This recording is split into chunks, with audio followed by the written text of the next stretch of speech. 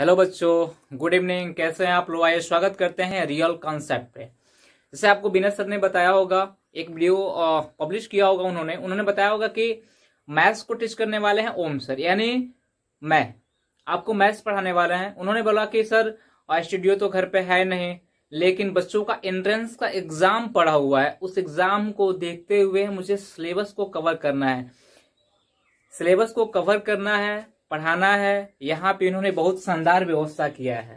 अगर देखा जाए कि जहाँ कुछ भी नहीं है वहां इतनी व्यवस्था उनकी बहुत ही अच्छी है, बहुत ही शानदार व्यवस्था है। आप लोग के लिए समय से पहले आपका कोर्स कंप्लीट करने के लिए उनकी व्यवस्था बहुत ही शानदार है, बहुत ही सराहनीय व्यवस्था है।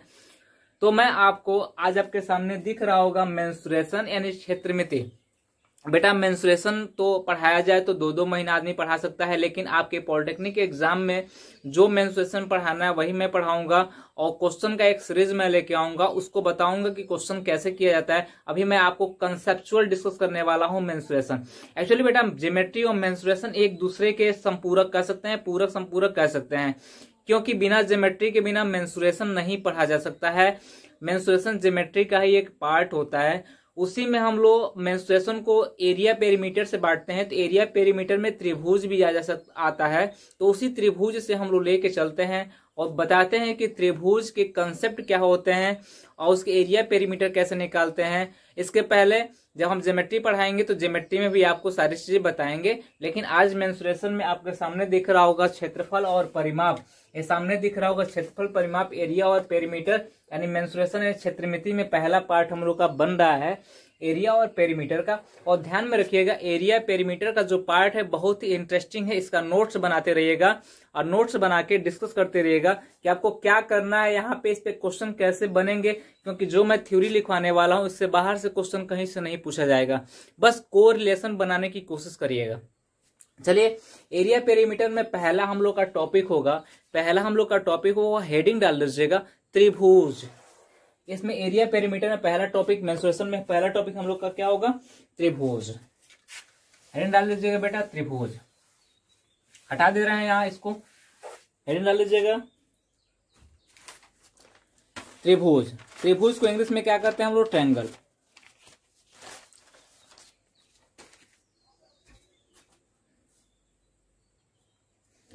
आज हम लोग बात करने वाले हैं ट्रायंगल के बारे में। थोड़ा ध्यान रखिएगा, ट्रायंगल जो है एक्चुअली ट्रायंगल होते हैं भुजाओं के आधार पे, कोण के आधार पे। जो कोण का आधार है उसको हम पढ़ेंगे, आपको ज्योमेट्री में पढ़ेंगे, लेकिन एरिया पेरीमीटर में जो अकॉर्डिंग टू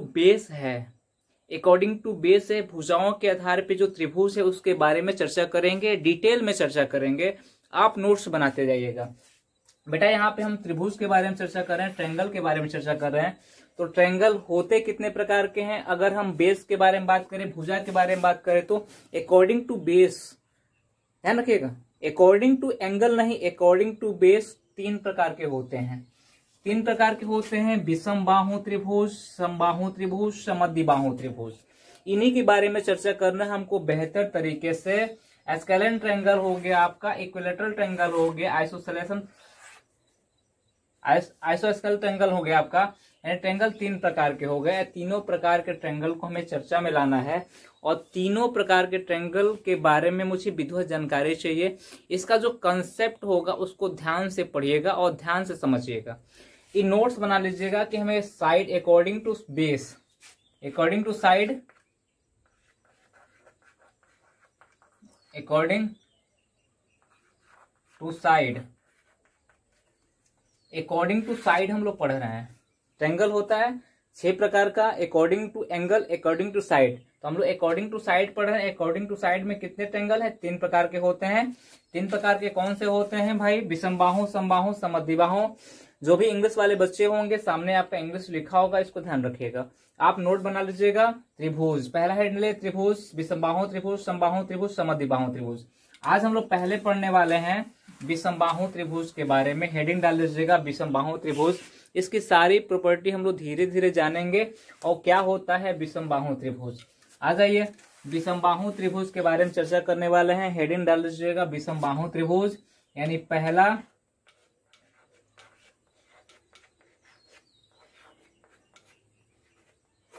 विषमबाहु त्रिभुज के बारे में बात करने वाले हैं। तो सबसे पहले बता दें आपको, एक ट्रायंगल को हम लोग ड्रॉ करते हैं, एक ट्रायंगल को ड्रॉ करते हैं तो हम लोग का ए हो गया, इसको हम बी मान लेते हैं, इसको सी मान लेते हैं। तो हम 3 प्रकार के ट्रायंगल के बारे में बात करते हैं। पहली बात हम विषमबाहु त्रिभुज की बारे में बात करें। अगर विषमबाहु त्रिभुज के बारे में बात करें, स्पष्ट समझ में आ रहा है, विषमबाहु यानी जिनकी भुजाएं अलग अलग हो, यानी हम कह सकते हैं कि A B not equal to B C not equal to C A, यानी एक ऐसा त्रिभुज जिनकी तीनों भुजाएं असमान हो। ध्यान रखिएगा, एक ऐसा त्रिभुज जिनके तीनों भुजाएं क्या हो, असमान हो। एक किसी और माप का होगा, एक किसी और माप का होगा, एक किसी और माप का होगा। अगर तीनों भुजाएं असमान होंगे तो तीनों कोण भी क्या होंगे बेटा, असमान होंगे। कोण ए नॉट इक्वल टू कोण बी नॉट इक्वल टू कोण सी। थोड़ा इसको ध्यान में रखिएगा, एट डेफिनेशन होता है इसका डेफिनेशन क्या है कि एक ऐसा त्रिभुज जिनकी तीनों भुजाएं असमान हो तथा तीनों कोण असमान हो, विषमबाहु त्रिभुज कहलाती है। मैंने यहां दर्शा दिया है। अब इस त्रिभुज का जो परिमाप होता है, इसका जो परिमाप होता है, ध्यान देखना, इसका जो परिमाप होगा ये सबसे इंपॉर्टेंट होता है। ए के सामने वाला ए मान लेते हैं, बी के सामने वाला बी मान लेते हैं, सी के सामने वाला सी मान लेते हैं।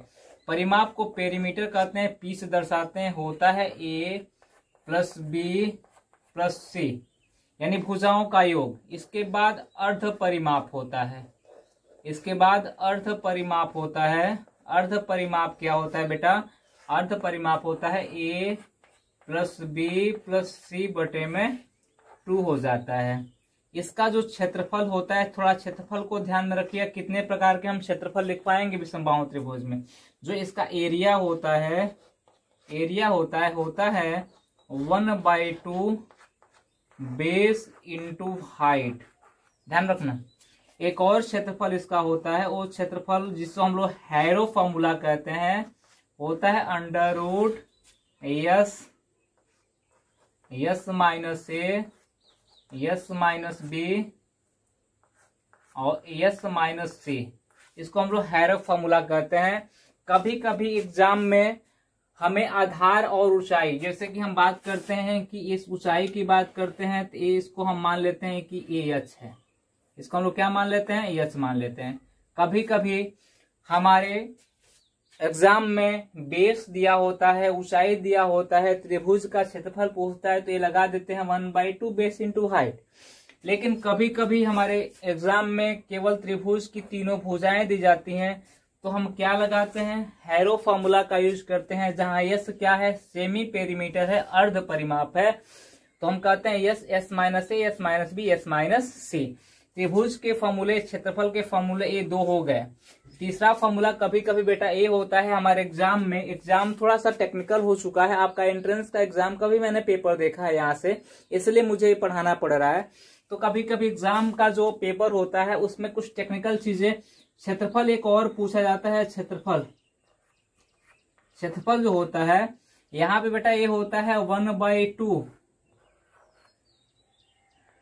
BC, 2 साइड ले लेंगे। उसके बाद एक कोण दिया जाता है साइन, BC ले लिए तो साइन क्या बचेगा, A। इस फॉर्मूले को ध्यान में रखना। अगर हम लोग दूसरा लेते हैं AC लेते हैं तो यहाँ पे साइन B हो जाएगा 1/2 और AB यहाँ पे हो जाएगा साइन C। इस फॉर्मूले को एकदम आप कंपलसरी नोट कर लेना।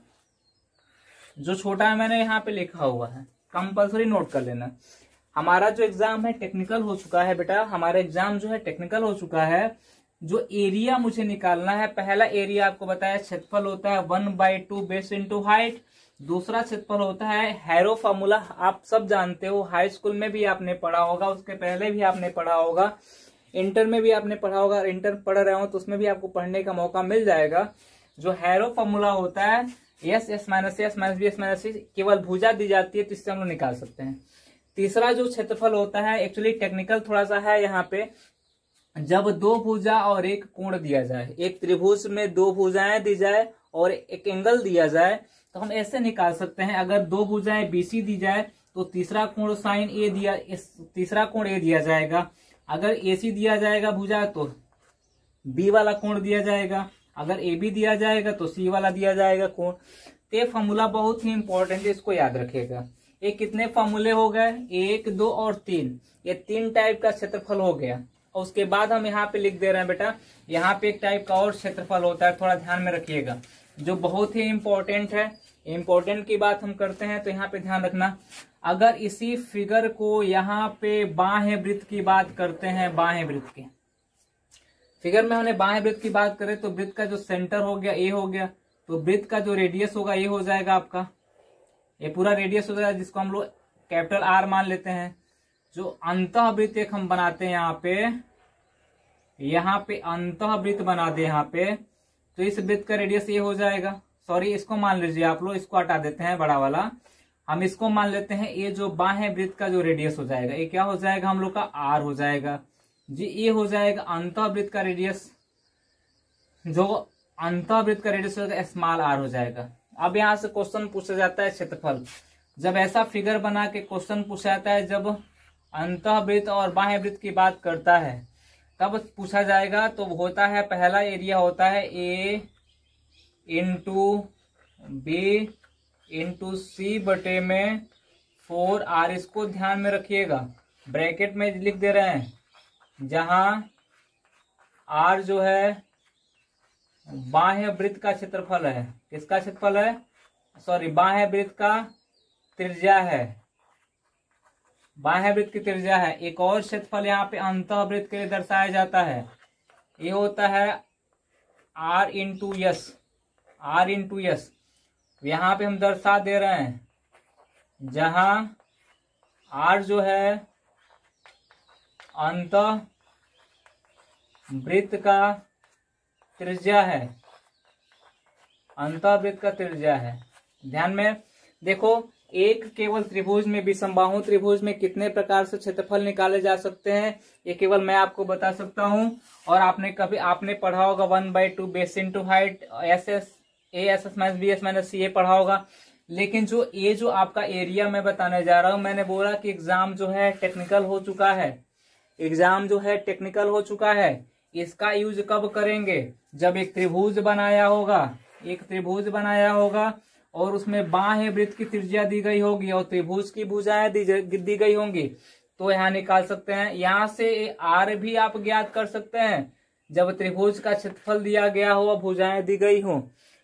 उसके बाद से जब अंतः वृत्त की बात करते हैं, जो तीनों भुजाओं को टच करते हुए अंदर बनती है, तो उसका क्षेत्रफल R इंटू यस होता है। R जो है अंतः वृत्त की त्रिज्या होती है, और यस क्या है आपका अर्ध परिमाप, अर्ध परिमाप का वाला जो यस है ना, वही आपका क्या है, सेमी पेरीमीटर वाला यस है, R इंटू यस, जहां R अंतःवृत्त की त्रिज्या, इसको नोट कर लीजिएगा। अब विषमबाहु त्रिभुज से जितने भी क्वेश्चन बनेंगे, एक सीरीज लेके आएंगे हम क्वेश्चनों का, उसमें आपको सॉल्व कराएंगे, क्योंकि बेटा बहुत बड़ा बोर्ड तो है नहीं। बिना सर ने जो भी व्यवस्था किया है आप लोग के लिए किया हुआ है, तो क्वेश्चन का एक सीरीज लेके आएंगे ऐप पे, आप उसको पढ़ लीजिएगा, आप उसको देख लीजिएगा।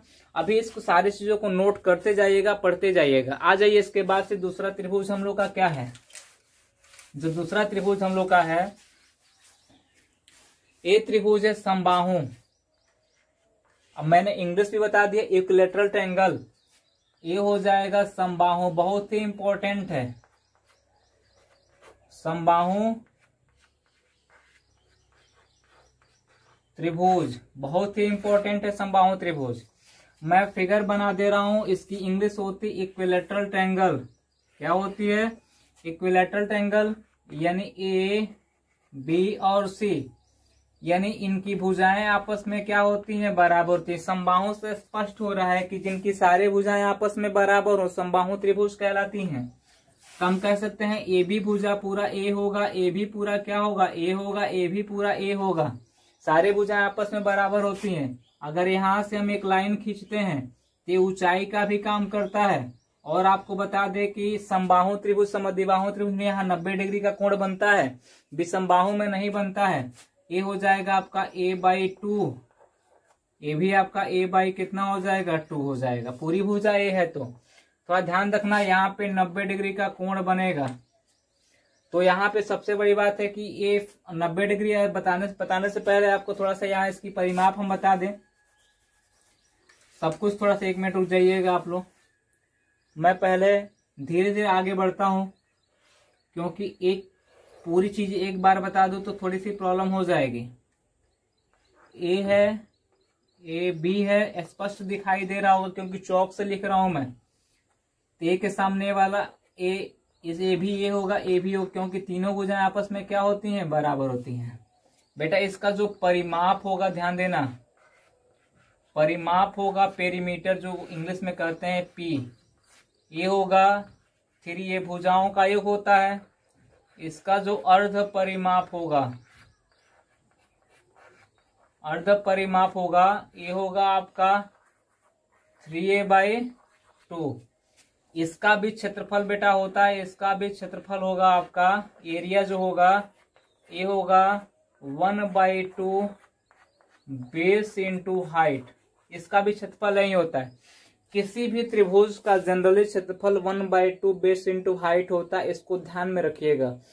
जब तक किसी त्रिभुज का स्पेशली नाम न लिया गया होगा, अगर समबाहु त्रिभुज में भी ऊंचाई और आधार वाली भुजा दे तब भी हम लगाएंगे 1/2 बेस इंटू हाइट का ही यूज करेंगे। किसी भी त्रिभुज का क्षेत्रफल बेस होता है बेटा, इसी बेस से हम लोग क्या त्रिभुज का क्षेत्रफल निकाल सकते हैं। अब मान लीजिए कि त्रिभुज का क्षेत्रफल हो गया। सबसे बड़ी बात यहाँ ऊंचाई की बात हम करते हैं, थोड़ा ऊंचाई भी निकाल लें क्योंकि बहुत ही इंपॉर्टेंट होता है समबाहु त्रिभुज की। कभी कभी ऊंचाई का भी फॉर्मूला हमसे पूछ लेता है। बेटा ये बताओ कि ये ऊंचाई हो गई, यहाँ पे 90 डिग्री का कोण बनाएगा। आपको बता दें 90 डिग्री की कोण कहाँ कहाँ बनाएगा, समबाहु त्रिभुज में और समद्विबाहु त्रिभुज में 90 डिग्री कोण बनाता है। क्योंकि छोटी सी बात है कि जो ऊंचाई है माध्यिका का काम करता है, कोण समद्विभाजक का काम करता है, भुजा समद्विभाजक का काम करता है, लंब समद्विभाजक का काम करता है। तो 90 डिग्री कोण बनाएगा तो इसको बांटेगा सीधे a/2, इसको बांटेगा a/2, इसको यहाँ d मान लीजिए a/2। तो हम कह सकते हैं अगर पाइथागोरस प्रमेय लगाते हैं तो इसको हम लोग h मानते हैं। तो दो छोटी भुजाओं के वर्गों का योग पाइथागोरस प्रमेय से पढ़ाएंगे आपको ज्योमेट्री में हम। h² प्लस a/2 का होल स्क्वायर बराबर a²। किसी भी त्रिभुज को ले लीजिए, चाहे पार्ट इसको ले चाहे इसको ले लीजिए, किसी भी त्रिभुज को लेके पाइथागोरस प्रमेय लगा के इस हाइट को निकाल लीजिए। तो हम कह सकते हैं कि a का स्क्वायर बराबर हो जाएगा, सॉरी h निकालना है हमको ना, h निकालना है तो h का स्क्वायर हो जाएगा हम लोग का a का स्क्वायर माइनस इसका a का स्क्वायर करेंगे, स्क्वायर बटे में कितना हो जाएगा 4 हो जाएगा। यानी h बराबर हो जाएगा अंडर रूट और 4 स्क्वायर माइनस स्क्वायर हो जाएगा 3 a स्क्वायर बटे में 4।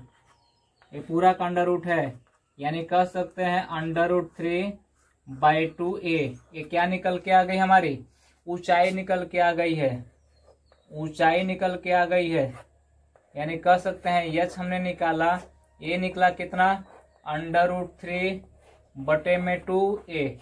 यानी समबाहु त्रिभुज की ऊंचाई क्या होती है इसको याद कर लीजिएगा, √3/2a। अगर क्षेत्रफल हम लोग निकालते हैं, इसका क्षेत्रफल भी बार बार पूछा जाता है, क्षेत्रफल निकालते हैं तो क्षेत्रफल 1/2 बेस इंटू हाइट होता है। 1/2 तो 1/2 ही रहेगा। बेस कितना है, बेस पूरे त्रिभुज का a है, 1/2 गुणे a। ऊंचाई कितना मैंने निकाला √3/2a। a का a में गुणा होगा तो a स्क्वायर हो जाएगा, 2 का 2 का गुणा में होगा 2 और 2 का गुणा होगा तो 4 हो जाएगा। इसका जो क्षेत्रफल होगा समद्विबाहु त्रिभुज का होता है कितना √3/4 भुजा का स्क्वायर। थोड़ा ध्यान रखिएगा, इसको इम्पोर्टेंट याद कर लीजिएगा।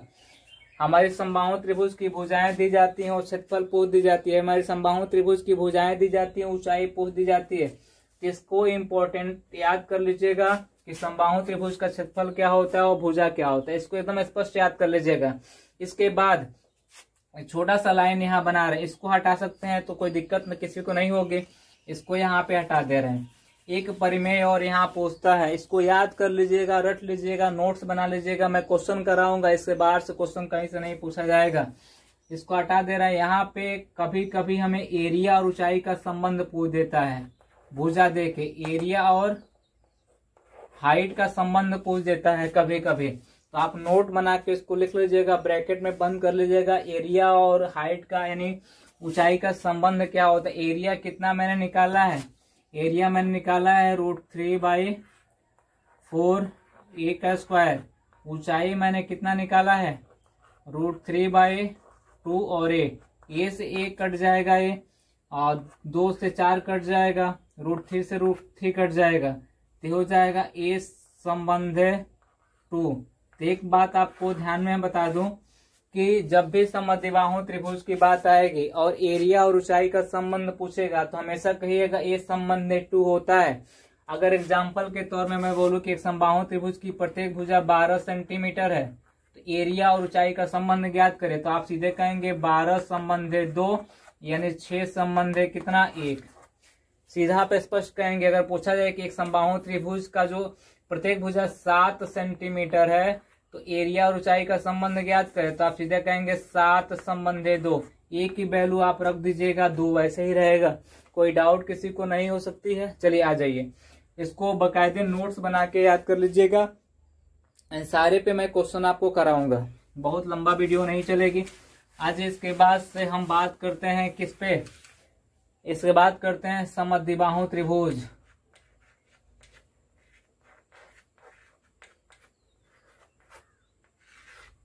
समद्विबाहु त्रिभुज के बारे में चर्चा करते हैं। तो समद्विबाहु त्रिभुज में एक त्रिभुज में बना रहा हूं, थोड़ा ध्यान रखिएगा। समद्विबाहु त्रिभुज समबाहु त्रिभुज में बस थोड़ा सा अंतर होता है, जिसकी केवल 2 भुजाएं बराबर होती हैं। और कौन कौन सी भुजाएं बराबर होती है इसके बारे में चर्चा करेंगे। बहुत छोटा सा त्रिभुज बन जा रहा है, थोड़ा बड़ा सा बना दे रहा हूं कि देखने में, सुनने में, समझने में परेशानी न हो। अगर कोई भी दिक्कत हो रही, कोई भी परेशानी हो रही हो, कमेंट बॉक्स में आप बता सकते हो, उस परेशानी को दूर किया जा सकता है। थोड़ी सी प्रॉब्लम हो रही हो तो बता दीजिएगा, मैं एग्जाम्पल कराऊंगा, इस पे क्वेश्चंस मैं कराऊंगा। आपके पॉलिटेक्निक के जितने भी क्वेश्चन है सारे क्वेश्चन मैं मेंसुरेशन के हल करा दूंगा स्क्रीन रिकॉर्डर के द्वारा। चलिए यहाँ पे हम बात करते हैं, ए हो गया बी और ए हो गया सी। सबसे पहली बात, समद्विबाहु त्रिभुज में एक चीज को स्पष्ट कर लीजिएगा। स्पष्ट क्या कर लीजिएगा, समद्विबाहु त्रिभुज आपको स्पष्ट ये हो रहा है कि 2 भुजाएं आपस में बराबर होती है, तीसरी भुजा बराबर नहीं होती है। तो अगर हम बात करते हैं कि आधार वाली भुजा BC है, तो ये BC किसी अन्य भुजा के बराबर नहीं हो सकती है। ए और ए दोनों भुजाएं बराबर हो जाएंगी, लेकिन ए और ए भुजाएं बराबर नहीं होगी। आधार वाली किसी अन्य भुजा के बराबर नहीं हो सकती। आधार वाली भुजा को आप छोड़ दीजिएगा, वो किसी भुजा के बराबर नहीं हो सकती है। इसमें हम बात करते हैं इसकी, तो हम बात करते हैं, हम कहते हैं कि AB = AC not equal to BC, यानी एक ऐसा त्रिभुज जिनकी 2 भुजाएं तथा 2 कोण आपस में बराबर हो, समद्विबाहु त्रिभुज कहलाती है। यानी जब 2 भुजाएं बराबर तो कोण B और कोण C भी बराबर होंगी। कोण B = कोण C नॉट इक्वल टू कोण A, यानी भुजाएं, इसका डेफिनेशन यही होता है, जिनकी 2 भुजाएं तथा 2 कोण आपस में बराबर हो, भुजाएं बराबर होंगी तो कोण बराबर होंगे। जाहिर सी बात है, क्योंकि कोण डिपेंड करता है भुजा पे, तो भुजाएं बराबर जो होंगी कोण भी उनके बीच का बराबर होगा। तो इसको, इसका डेफिनेशन है, इसको नोट कर लीजिएगा। जिनकी 2 भुजाएं तथा 2 कोण आपस में बराबर हो, समद्विबाहु त्रिभुज कहलाती है। और ब्रैकेट में डाल लीजिएगा, कभी आधार वाली भुजा किसी अन्य भुजा के बराबर नहीं हो सकती है। समद्विबाहु त्रिभुज के सबसे बड़ा कटु सत्य है। आ जाइए, इसका जो हम परिमाप के बारे में चर्चा करते हैं, इसके हम लोग क्षेत्रफल के बारे में चर्चा करते हैं। तो ए भुजाएं बराबर, तो इसको ए मान लेते हैं। ए भुजाएं नहीं बराबर, इसको बी मान लेते हैं। इसका बेटा जो परिमाप होगा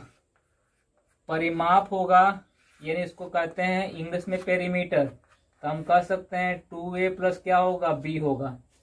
इसका जो अर्ध परिमाप होगा, ये होगा आपका सेमी पेरीमीटर, कहते हैं 2a + b/2 होगा। इसका भी क्षेत्रफल वही होगा जो सारे त्रिभुज का होता है। क्षेत्रफल यानी एरिया जो होगा 1/2 बेस इंटू हाइट। समझ में आ रहा, दिख रहा होगा स्पष्ट। तो कमेंट करिएगा, बताते रहिएगा, नोट्स बनाते रहिएगा, एक एक चीज नोट कर लीजिएगा आप लोग। बी इंटू एच होता है। सबसे पहले इसकी ऊंचाई के बारे में चर्चा करते हैं। समद्विबाहु त्रिभुज अगर बात करते हैं तो यहाँ भी 90 डिग्री का कोण बनाएगा, ध्यान रहे। इसको b/2, ये भी b बाई क्या हो जाएगा 2 हो जाएगा। यहाँ पे d पे क्या करेगा, डिवाइड करेगा। और सबसे अच्छी बात आपको मैं यहाँ बता दूं, केवल नोट करके भी साइड में लिख लीजिएगा, केवल समद्विबाहु त्रिभुज यानी इक्विलैटरल ट्रायंगल और समद्विबाहु त्रिभुज या समबाहु त्रिभुज में ही ये जो रेखा होती है ऊंचाई, ये क्या होती है, कोण समद्विभाजक, एंगल वाइज सेक्टर होता है, लंब समद्विभाजक होता है, भुजा समद्विभाजक होता है, और यहाँ पे 90 डिग्री का कोण बनाता है, यानी माध्यिका का भी काम करता है। इसको स्पष्ट ध्यान रखिएगा, विषमबाहु त्रिभुज में ऐसा नहीं होता है। तो हम बात करते हैं पहले इस ऊंचाई को निकालने के, ऊंचाई का निकालने का काम करते हैं। तो ऊंचाई को निकालते हैं, पाइथागोरस प्रमेय लगाते हैं, h² प्लस b/2 का होल स्क्वायर। पाइथागोरस प्रमेय आपको पढ़ाएंगे, बराबर a का स्क्वायर। तो h का स्क्वायर बराबर हो जाएगा a का स्क्वायर माइनस b का स्क्वायर बटे में हो जाएगा 4, ये होगा ना। तो हम कह सकते हैं कि h बराबर हो जाएगा हम लोग का √4 a square minus b square बटे में हो जाएगा 4। ये निकलेगा तो कितना हो जाएगा, ये हो जाएगा 1/2, सॉरी ये हो जाएगा √4 a square minus b square बटे में, पूरे बटे में कितना होगा, क्योंकि 4 निकलेगा तो 2 हो जाएगा। तो इसका जो ऊंचाई हमने ज्ञात किया, ऊंचाई मैंने क्या ज्ञात किया, समद्विबाहु त्रिभुज का ऊंचाई बहुत ही इंपॉर्टेंट होता है। ऊंचाई का फॉर्मूला भी कभी कभी पूछ देता है, तो होता है √, चाहे कभी कभी ऐसे ही लिख दिया जाता है, लिख क्या दिया था 1/2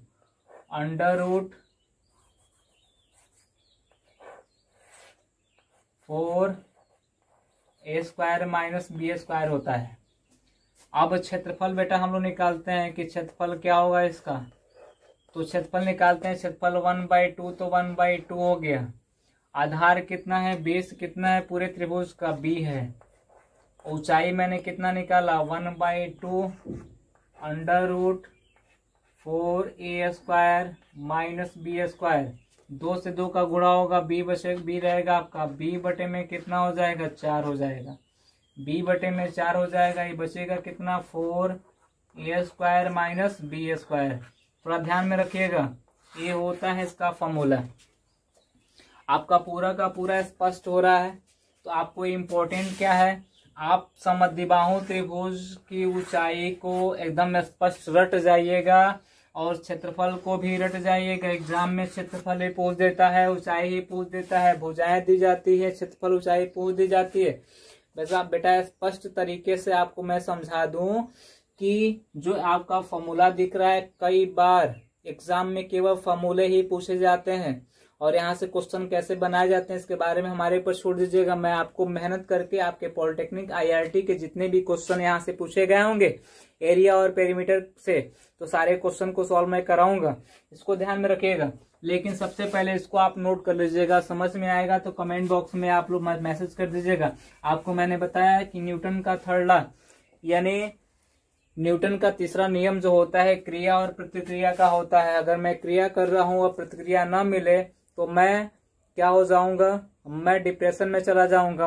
मुझे लगेगा कि आप लोगों को अच्छा नहीं लग रहा है। आपको अच्छा लगे तो कमेंट कर दीजिएगा। अगर चैनल को सब्सक्राइब न किया हो तो चैनल को सब्सक्राइब भी कर दीजिएगा।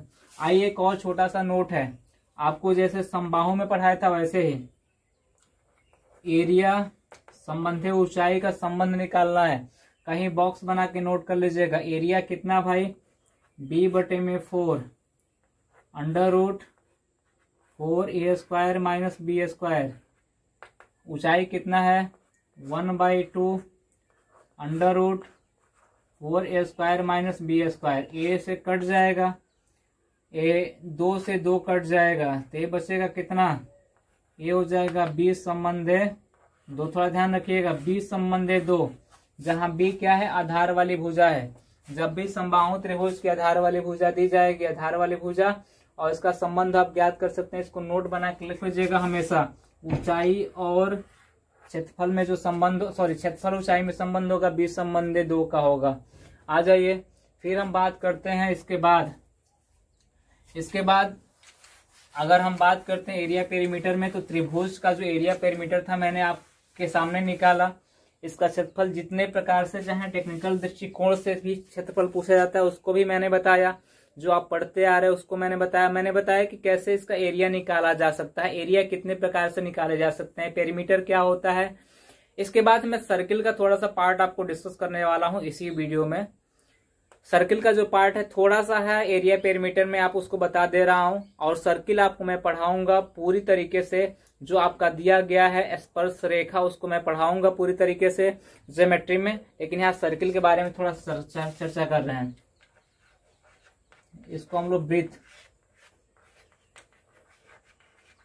सर्किल के बारे में चर्चा कर रहे हैं।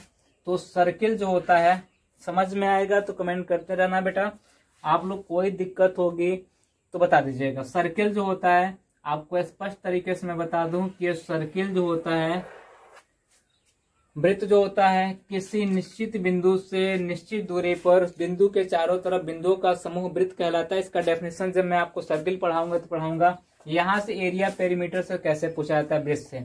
इसका जो परिधि होता है जिसको हम लोग सरकमफ्रेंस कहते हैं, परिधि होता है सरकमफ्रेंस कहते हैं, ये होता है 2 पाई r होता है। परिधि को इंग्लिश में बोलते हैं हम लोग सरकमफ्रेंस, यानी CIRCUMFERENC, ये सरकमफ्रेंस होता है परिधि। इसका जो एरिया होता है, इसका जो क्षेत्रफल होता है, वह होता है पाई r स्क्वायर। r क्या है भाई, इसकी रेडियस है, त्रिज्या है। ये O है, इसको A मान लीजिए, इसका रेडियस है। तो इसको दो चीजों को स्पष्ट ध्यान रखिएगा, जो इम्पोर्टेंट उसको मैं बताने वाला हूँ। परिधि सब कोई जानता है, यानी सरकमफ्रेंस सब कोई जानता है, एरिया सब कोई जानता है। सर्किल का जो एरिया होता है पाई r स्क्वायर होता है। इसमें 2 टॉपिक हमारे एग्जाम में हमेशा पूछा जाता है, उस चीज के बारे में हम डिस्कस करने वाले हैं। यही सर्किल के बारे में, सर्किल जो हमारे पास है, एक है चाप, जो हम बात करते हैं चाप की बात करते हैं, यानी अर्क। चाप की बात करते हैं तो हम कहते हैं कि चाप क्या होता है। तो जब हम सर्किल को बनाते हैं तो लिखा जाता है वृत्त का कोई एक भाग, यानी लिखा जाता है वृत्त का कोई एक भाग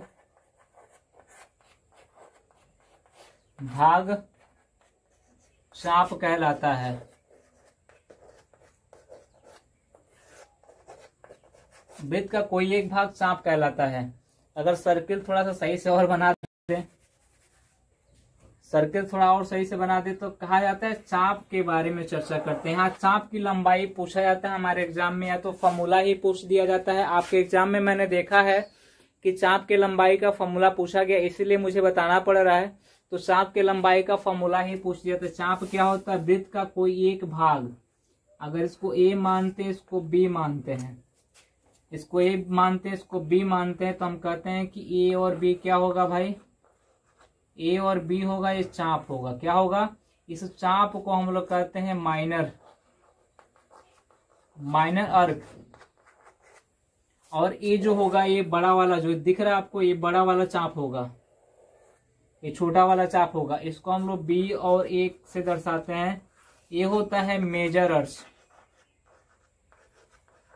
मेजर अर्क होता है, यानी लघु चाप और दीर्घ चाप होता है। यहां से मैं बताऊं कि ये चाप हमेशा याद रखिएगा, वृत्त का कोई एक भाग क्या कहलाता है, चाप कहलाता है। ये होता है आपका लघु चाप, ये क्या हो जाएगा आपका मेजर चाप, यानी दीर्घ चाप हो जाएगा, माइनर हो जाएगा, मेजर हो जाएगा। अब यहाँ से इस चाप की लंबाई पूछा जाता है। केंद्र का जो कोण होता है, केंद्र का कोण दे दी जाती है कि केंद्र का कोण है ये थीटा। अब पूछा तो इस चाप की लंबाई ज्ञात कर लो, ये थीटा होगा, तो जाहिर सी बात है 360 माइनस थीटा होगा। क्या होगा बेटा, 360 माइनस थीटा होगा। तो चाप की लंबाई अगर मुझे ज्ञात करनी है, तो चाप की लंबाई हम कैसे ज्ञात करेंगे, आपको बता दें। चाप की लंबाई यानी लेंथ ऑफ अर्क, चाप की लंबाई हो जाएगी आपकी यानी 2 पाई आर। जब भी लंबाई की बात आएगी तो इसको ध्यान रखिएगा 2 पाई आर थीटा बटे में 360। बहुत ही इम्पोर्टेंट फॉर्मूला है, इसको याद रखिएगा। बहुत ही इंपॉर्टेंट फॉर्मूला, इसको याद रखिए। चाप की लंबाई कभी कभी जब हमसे क्या देता है, जब हमसे रेडियस दे देता है और थीटा का मान दे देता है, थीटा का मान दे देता है तो मुझे यहाँ निकालने की आवश्यकता पड़ जाती है। तो ये बहुत ही इंपॉर्टेंट, इसको याद रखिएगा। इसके बाद दूसरा टॉपिक मुझे यहाँ बताना है सर्किल में, एरिया पेरीमीटर में, वो है आपका क्या, वो क्या है आपका त्रिज्या खंड, सेक्टर ऑफ ए सर्कल।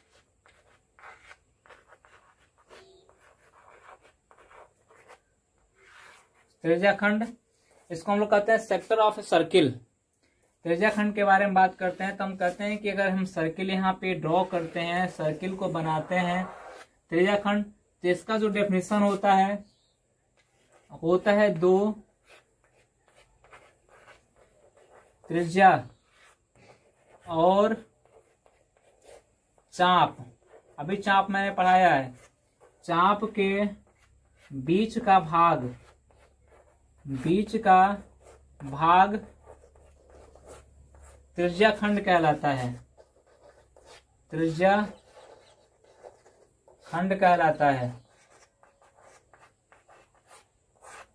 ध्यान रखना। चाप और मान लीजिए कि यहाँ की बात करते हैं हम सेंटर की, इसकी बात करते हैं, सेंटर हो गया तो हम बात करते हैं ए हो जाएगा, क्या हो जाएगा बी। अगर इसकी बात करते हैं तो ये चाप हो गया, इसकी बात करते हैं तो ये त्रिज्या हो गया। 2 त्रिज्या और चाप के बीच का जो भाग ये होता है, ये क्या कहलाता है हम लोग का, इसको हम लोग क्या मान लेते हैं, थीटा मान लेते हैं। ये जो होता है क्या कहलाता है बेटा हम लोग का, इसको आर मान लेते हैं, त्रिज्या खंड कहलाता है। अब यहाँ से इस त्रिज्या खंड का जो बीच का क्षेत्रफल पूछा जाता है, अगर ये है थीटा तो ये कितना होगा, ये पूरा का पूरा होगा 360 माइनस थीटा। या तो ये एरिया पूछेगा तो ये एरिया पूछेगा, तो सीधे हम यहाँ लिख दे रहे हैं त्रिज्या खंड का जो क्षेत्रफल होगा, ये क्षेत्रफल होगा, ये होगा पाई। क्षेत्रफल जब भी आए तो पाई आर स्क्वायर याद रखिएगा, थीटा बटे में 360, पाई आर स्क्वायर थीटा बटे में 360। ये होता है क्या आपका त्रिज्या खंड का क्षेत्रफल होता है। ध्यान रखिएगा, ये मुझे आपको बताना था, यहाँ से आपके पॉलिटेक्निक के एग्जाम के लिए बहुत ही महत्वपूर्ण है, इसलिए मुझे चाप की लंबाई और त्रिज्या खंड का क्षेत्रफल मुझे बताना पड़ रहा है। एरिया पेरीमीटर का है पार्ट। आज हम लोग एरिया और पेरीमीटर में पहला पार्ट यानी मेंस्ट्रुएशन का पहला पार्ट मैंने डिस्कस किया हुआ है। अब मेंस्ट्रुएशन के दूसरे पार्ट में हम लोग चतुर्भुज यानी चतुर्भुज को डिस्कस करेंगे और आपको बताएंगे चतुर्भुज क्या होता है, वो कितने प्रकार के होते हैं, उसके फॉर्मूले, उसके शर्त, उसके कंडीशंस क्या होते हैं, उसके बारे में चर्चा करेंगे। आज के लिए इतना ही और बहुत बहुत धन्यवाद। आप लोग हमारे रियल कॉन्सेप्ट पे बने हुए हैं और विनय सर को प्रमोट कर रहे हैं।